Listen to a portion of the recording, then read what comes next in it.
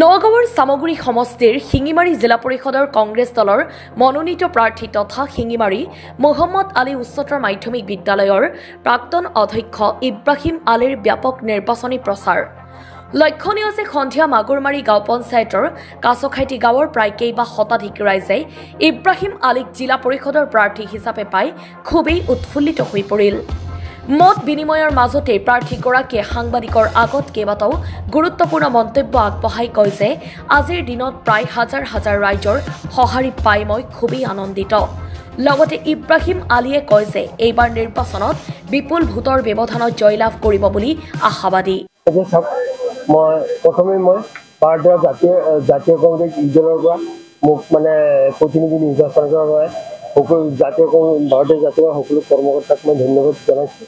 আৰু মই আপোনালোকে নিজে দেখিছে আজি মই য'তেই গৈছোঁ তাতে মই বিপুল ৰাইজৰ সমৰ্থন লাভ কৰিবলৈ সক্ষম হৈছোঁ আৰু ৰাইজে স্বতঃস্ফূৰ্তভাৱে মোক সঁহাৰি জনাইছে। আপুনি সক্ৰিয় ৰাজনীতিৰ অহাৰ আগতে আপুনি কি কৰিছে?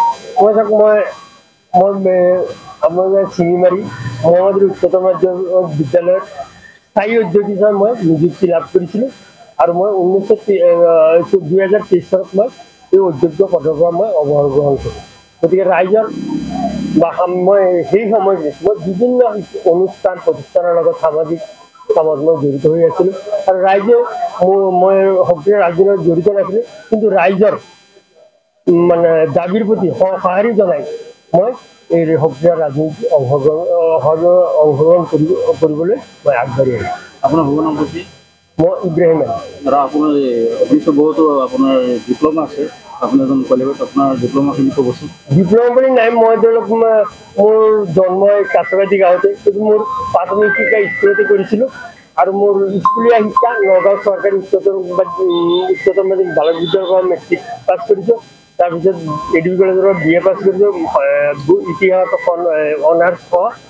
গুৱাহাটী বিশ্ববিদ্যালয়ৰ পৰা MA, তাৰপিছত গুৱাহাটী বিশ্ববিদ্যালয় আইন মহাবিদ্যালয়ৰ পৰা আইনত স্নাতক ডিগ্ৰী লাভ কৰোঁ আৰু নগাঁও শিক্ষা কলেজ অফ এডুকেশ্যনৰ পৰা মই BEd ডিগ্ৰী লাভ কৰোঁ।